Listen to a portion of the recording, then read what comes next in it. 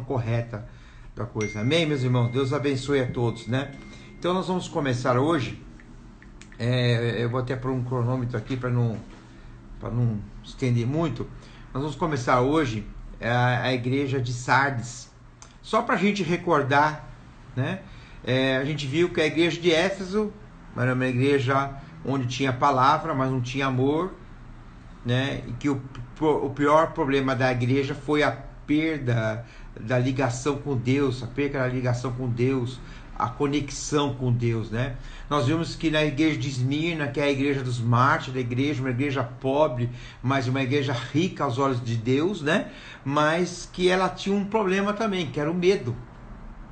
Que ela tinha um problema, que era o medo, e o medo pode derrubar as pessoas, né? E a Bíblia diz que o amor lança fora todo medo, né? E nós vimos também na igreja de Pérgamo, que era a igreja do casamento, do casamento, do paganismo com a igreja, né? Nós vimos a influência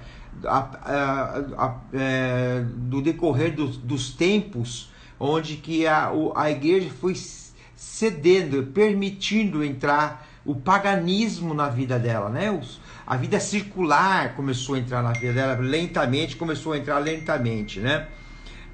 Aí nós vimos a igreja de Tiatira, que era uma igreja também já contaminada, né? Uma igreja contaminada, né? E que a gente sob o comando do principado chamado Jezabel, né? É uma igreja onde a doutrina de Satanás era pregada livremente, onde a palavra de Deus foi retirada do povo, né? Na época as missas eram feitas em latim e a palavra de Deus foi retirada do povo. Então o povo não tinha mais acesso à palavra de Deus. Não tinha mais acesso à palavra de Deus. Eles andavam de uma maneira assim, conforme falavam para eles, né? E a gente vai estudar hoje e vamos fazer a leitura primeiramente de Apocalipse capítulo 3, versículos de 1 a 6. Se você quiser e puder abrir agora a tua Bíblia, lá no finalzinho, Apocalipse capítulo 3, versículos de 1 a 6. Diz assim a palavra de Deus: E ao anjo da igreja que está em Sardes, escreve, isso diz o que tem os 7 Espíritos de Deus e as 7 estrelas. Conheço as tuas obras, que tem nomes que vive, está morta.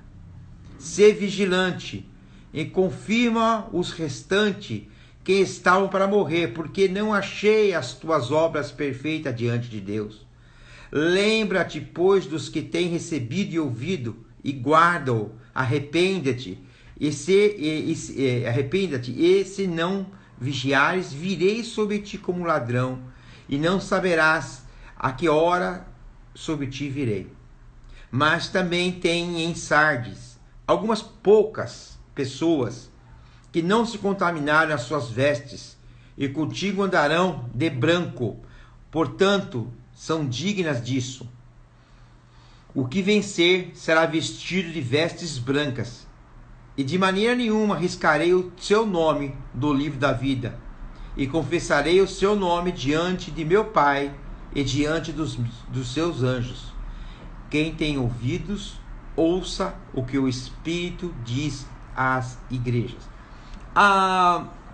Vocês lembram que eu falei que as igrejas simbolizavam igrejas da época, todas essas igrejas existiam na Ásia, simbolizavam épocas e simbolizavam também pessoas, né? A Sardes, ela era dirigida, como eu falei que Tiatira é dirigida à igreja católica apostólica romana, Sardes é dirigida aos protestantes, né? E Sardes significa o que restou. Lá no capítulo 2, versículo 24, lá na igreja de Tiatira, diz assim: Mas eu vos digo a vós e aos restantes que estão em Tiatira, a todos quanto não têm essa doutrina e não conheceram, como dizes as profundezas de Satanás, que outra carga vos não porei. Então, Sardes saiu desses restantes da igreja de Tiatira. Nós temos aí, na época do domínio da igreja católica apostólica romana, nós vimos que Deus levantou um homem chamado Lutero. E esse homem, ele ficou inconformado com o que se estavam fazendo, vendendo indulgências, vendendo terreno no céu, qualquer semelhança com alguma coisa que você viu por aqui é mera semelhança, tá? Qualquer coincidência, é mera semelhança, tá? Vendia indulgências, terreno no céu, vendia... Então eles estavam vendendo isso, e aquilo irritou Lutero. O que Lutero fez? Ele pegou a palavra de Deus e começou a distribuir a palavra de Deus para o povo. Né? Deus levantou um homem, e vou falar para vocês, Deus sempre levanta uma pessoa, sempre levanta um profeta. Ele levantou Abraão, levantou Moisés, levantou Noé, levantou Davi, levantou João Batista, levantou Jesus, e levanta você hoje. Levanta você hoje como profeta.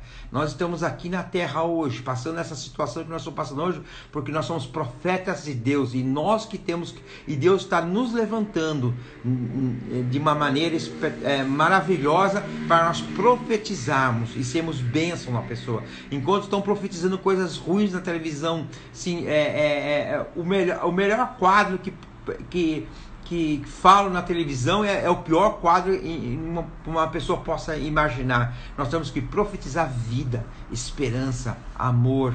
É isso que nós temos que profetizar, né? Deus sempre levanta o homem. Através de Lutero, Deus trouxe à tona a verdade esquecida. O problema é que quando o paganismo entra na nossa vida, e no nosso dia a dia, quando a gente perde essa conexão com Deus, algumas verdades são esquecidas. Vocês estão acostumados a falar que a gente pode mudar a maneira de pregar, a maneira de se vestir, a maneira de falar. Hoje nós estamos falando por live. Enfim, a gente pode mudar tudo, mas não pode mudar os princípios de Deus, as verdades de Deus.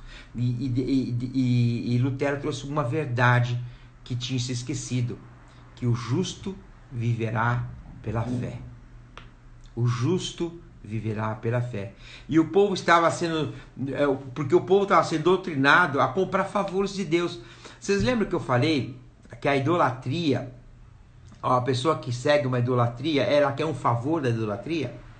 Ela faz algo para alguém, para uma imagem, ou para alguma pessoa, ou para algum sistema, esperando o retorno disso.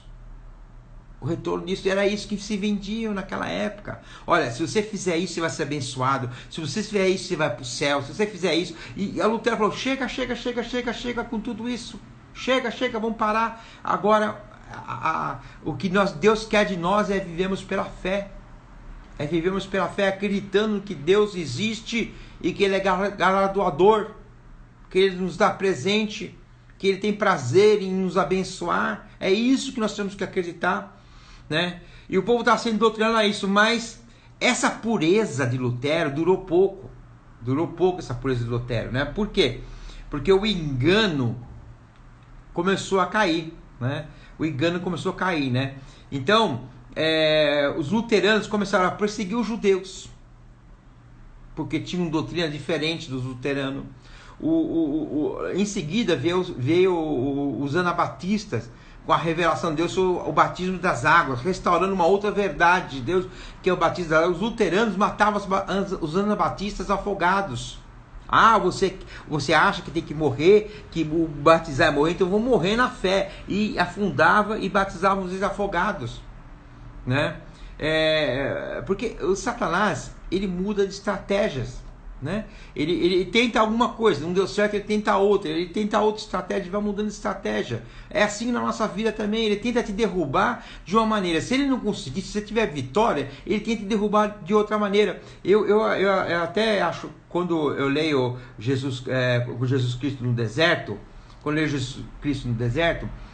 depois da terceira tentação, Satanás fala assim, eu vou embora, mas eu vou voltar em momento oportuno. Quer dizer, eu vou embora, mas eu vou pensar em algo em derrubar você, Jesus. Eu vou pensar em algo em derrubar você, Jesus. E é dessa maneira que ele faz. Então, primeiro ele tentou destruir a igreja através da violência, matando, perseguindo, né? Depois ele viu que não deu certo. O que ele fez? Ele tentou introduzir o paganismo dentro da igreja. E estava dando certo, mas quando Deus levantou um homem, Lutero tirou aquelas pessoas que restaram que estavam guardando, que não estavam envolvidos naquela doutrina diabólica, ele tirou, então ele falou assim, agora eu vou encher de dogmas. Eu vou encher de dogmas a igreja. Então, eu sempre falo que Satanás faz de tudo para você não subir do cavalo. Mas quando se você sobe no cavalo, ele não pode te impedir mais de subir. Ele tenta te derrubar. E como é que ele começa a fazer? Usar dogmas, brigas teológicas.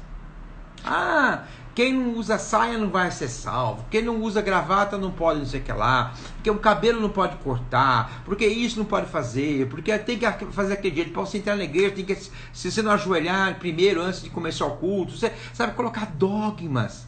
E eu vou falar uma coisa para vocês, irmãos. Eu respeito o uso de costumes. Porque o uso de costumes é uma tradição de cada denominação.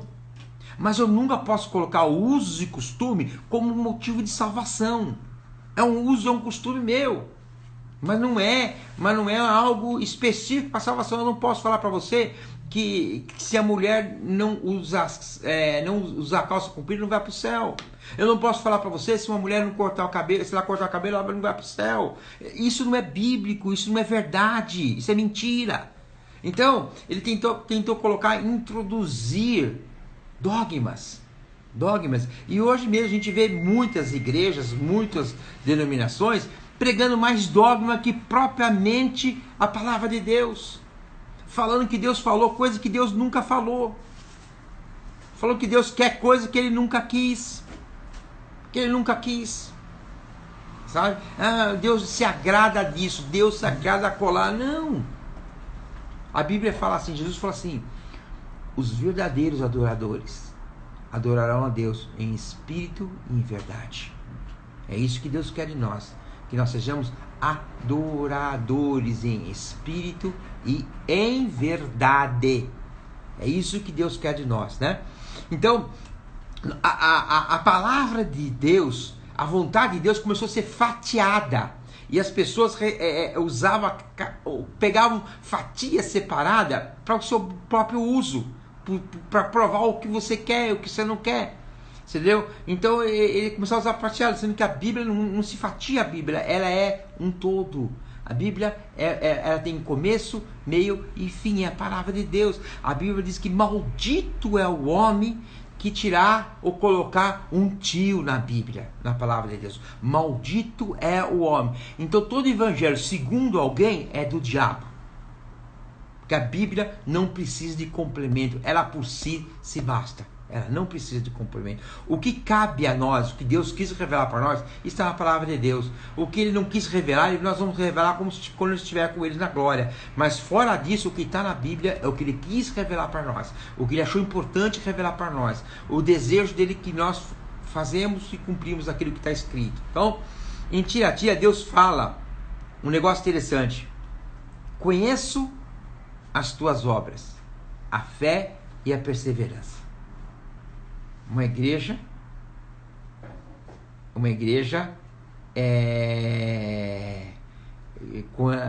com idolatria, uma igreja sem a palavra de Deus, né?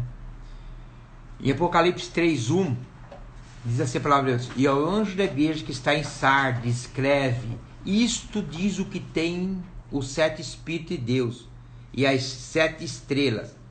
Conheço as tuas obras, que tem nomes que vive, está morto. Sério isso, né, irmão? Tem nomes que vive e que está morto. Sabe, irmãos, tem muita gente que se acha salvo, mas não está salvo. Tem muita gente que diz que tem a vida de Deus, mas não tem a vida de Deus. O zoe de Deus, não tem. Deus começa esse versículo falando da igreja, falando da plenitude dele para essa igreja. E ele faz mais uma coisa demonstrando: conheço as tuas obras, a sua onisciência. Sabe, irmãos, eu posso enganar qualquer um. Eu já falei isso, eu posso enganar qualquer um, mas eu nunca posso enganar a Deus. Deus me conhece no meu coração, conhece a palavra antes de sair da minha boca, Ele sabe a motivação, sabe a intenção, Ele sabe. Né? Deus, Ele não só julga pelo que Ele vê, mas Ele também enxerga a verdadeira condição e as motivações do nosso coração, né? Os nossos segredos mais profundos, mais íntimos, sabe? E um dos grandes problemas que eu vejo na igreja em si hoje é a reputação. É a reputação. Hoje em dia nós estamos mais preocupados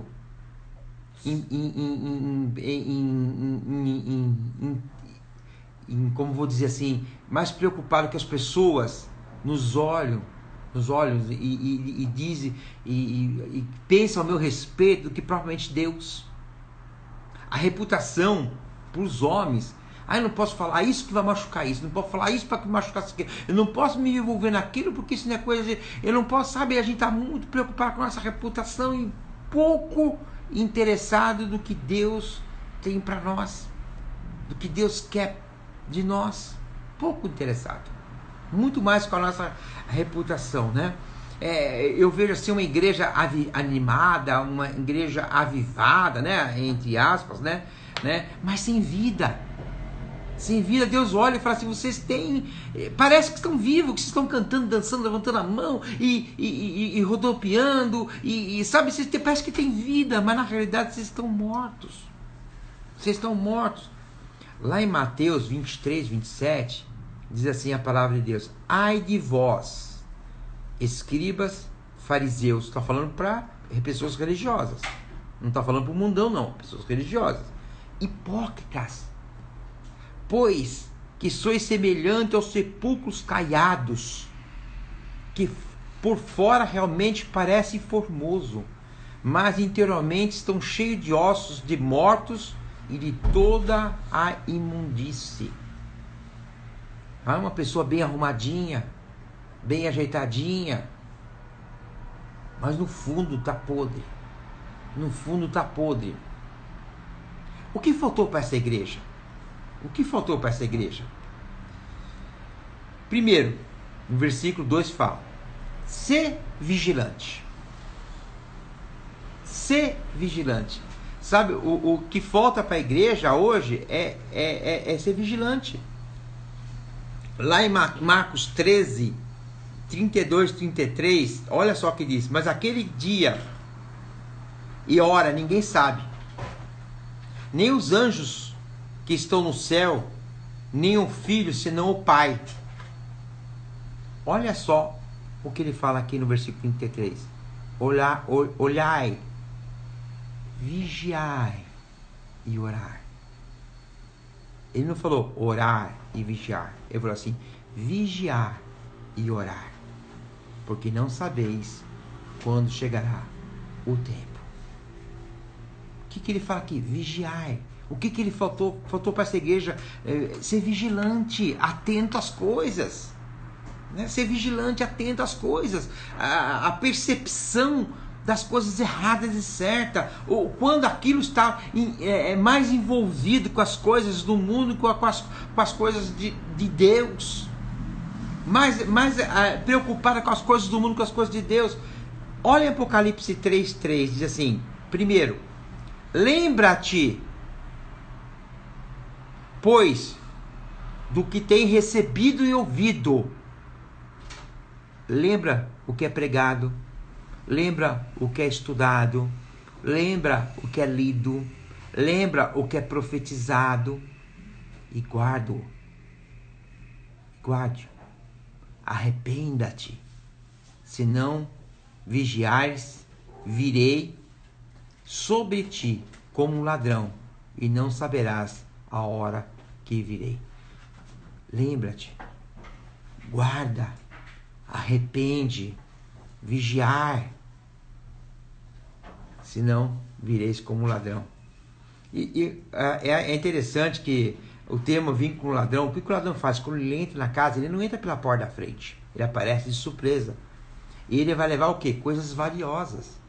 Então, de tudo essa massa que existe hoje, que se diz cristão, Deus vai vir de repente, não pela porta da frente, mas de repente, e vai escolher as coisas que são importantes para Ele, que são valiosas para Ele, as joias que estavam lá, e esses sim vão ser levados com o Senhor, né? Eu sempre falo que a gente tem que receber a palavra de Deus como enxada e não pá. O que significa isso? Como pá é o seguinte: quando você pega a palavra, você ouve a palavra, o que você faz? Você pega a pé e fala: esse aqui é para minha mulher, esse aqui é para o meu filho, essa aqui é para o meu chefe, essa aqui é a irmãzinha que senta na terceiro banco da direita para a esquerda, essa aqui é para o pastor, essa aqui, sabe? Isso é a palavra de Deus com pá. Quando você recebe a palavra de Deus como enxada, é assim, ó: essa é para mim, essa é para mim, essa é para mim, essa é para mim. Então, o grande problema é que a maioria das vezes a gente, quando vai ouvir uma palavra de Deus, a gente fala: puxa vida, meu marido devia ter vindo no culto hoje, foi para ele o culto. Não, minha filha, foi para você, foi para você. Receba a palavra que é para você. Se você estava lá, a palavra era para você. Não era para o seu marido, era para você. Talvez você fosse levar essa palavra para o seu marido, né? Deus chama essa igreja a uma análise profunda do seu comportamento e pede o quê? Um arrependimento com urgência. E depois ele fala sobre o arrebatamento, né? Que isso eu vou falar lá mais para frente, no capítulo 4 de Apocalipse, né? No capítulo 4, versículo 4, assim: mas tens em Sarde algumas poucas que não se contaminaram as suas vestes, e comigo andarão de branco, portanto são dignas disso. Então, ó, você imagina uma igreja que tinha palavra, uma igreja que foi tirada de um problema que é sério, de idolatria, de feitiçaria, foi levada essa palavra, foi colocada a palavra. Essa igreja, poucos não se contaminaram, poucos não foram contaminados. Lá em Mateus 7,14 diz assim: é porque estreita é a porta e apertado é o caminho que leva à vida, e poucos hão que a encontrem. Estreita é a porta, apertado é o caminho. E não são muitos que vão chegar, são poucos. São poucos, porque ceder às paixões, ceder os desejos, ceder às compulsências é fácil. Resistir é mais difícil. Pastor, mas tá difícil hoje em dia, é televisão, é vídeo, é celular, é isso, é problema, é aquilo. Apertado é o caminho. Não é fácil, Deus não falou que é fácil. É apertado que é o caminho, mas é o caminho que te leva para a vida. É o caminho que te leva para a vida. Apocalipse 3:5 diz assim: o que vencer será vestido de vestes brancas. Sabe o que significa vestes brancas? Santidade. Você lembra que eu falei que santidade, o ser santo é o objetivo. Nós trabalhamos na santificação. Então, o que vencer, quem tiver vestido de santidade, vai ser aquele que se santificou e chegou à vitória, ao ponto final, né? De maneira nenhuma riscarei o seu nome do livro da vida. Mostra que mesmo uma pessoa que aceitou Jesus, seu nome foi escrito no livro da vida, pode ser riscado. Pode ser riscado. Eu não sei se tem alguns aí que acreditam nisso. Uma vez salvo, sempre salvo. Mas eu não acredito nisso, não. A palavra de Deus não mostra isso. A palavra de Deus diz que nós temos que perseverar ao que vencer, ao que chegar no final. É melhor terminar bem do que começar bem. A palavra sempre fala em perseverança, em seguir e ser fiel até a morte. Sempre fala dessa maneira. Então, aquele que vencer, aquele que chegar até o final, o seu nome vai estar escrito no livro da vida. Alguns teólogos falam que os nomes são todos escritos e depois eles são riscados conforme. Alguns teólogos dizem que quando você aceita Jesus, o teu nome é escrito no livro da vida e depois, caso você não manter a salvação, você pode ser riscado. Não importa se já estava ou se vai colocar. O importante é que o meu nome esteja lá e não seja riscado. Isso que é importante, né? Mateus 10:32, já estou terminando, meu irmão, falta pouquinho aqui só. Mateus 10:32 diz assim: portanto, qualquer que me confessar diante dos homens... Gente, olha que lindo, olha que lindo. Portanto, vou repetir, qualquer que me confessar diante dos homens, eu... Sabe quem está falando? Eu? Jesus. O confessarei diante de meu Pai que estás no céu. Se você confessar Jesus hoje, viver uma vida de confissão, quando você chegar diante de Deus, Jesus Cristo vai confessar o seu nome diante de Deus. Gente, isso é lindo, isso é maravilhoso. Se fosse na igreja, eu pediria, dá um glória a Deus aí, se fosse na igreja. Então você pode escrever glória a Deus aí também, né? Apocalipse 3:6 diz assim, ó: quem tem ouvidos, ouça o que o Espírito diz às igrejas. Né? Você percebeu que mudou das outras igrejas? Nas outras igrejas, a ordem era as primeiras cartas, né? Vem quem tem ouvidos e depois é o que vencer. Então, quem tem ouvidos, depois é o que vencer. Então, ele fala, quem tem ouvidos, escuta, e depois fala do vencedor. Agora, aqui não, mudou ao contrário. Fala o vencedor, depois quem tem ouvido, escuta, né? Porque o apelo das primeiras cartas era para a igreja, em geral. E o apelo, a partir de agora, não é para a igreja, mas sim para os vencedores. Não é mais para a igreja, é sim para os vencedores. Hoje, Deus fala não às igrejas, mas às pessoas. Quem são as pessoas? Os vencedores. Aqueles que não se contaminam. Amém, meus irmãos? Eu pus aqui para parar num tempo, mas eu me entusiasmei. E deixa eu ver quanto tempo foi aqui. 26 minutos. Então tá bom. Então é isso que a palavra fala. Nós conseguimos dar a igreja de Sardes, é uma igreja até curta, né? Deu para dar uma aula só. A próxima igreja vai ser Filadélfia, uma igreja maravilhosa, uma igreja do arrebatamento, tá? Então, quinta-feira que vem nós vamos falar muito sobre o arrebatamento da igreja. Qual é a igreja que vai ser arrebatada? Qual é a pessoa que vai ser arrebatada? Está lá em Filadélfia. Se você é um crente de Filadélfia, com certeza você vai ser arrebatado por Deus, né? Então já vão essa semana dando uma lida nessa carta, para vocês já terem uma ideia, tá?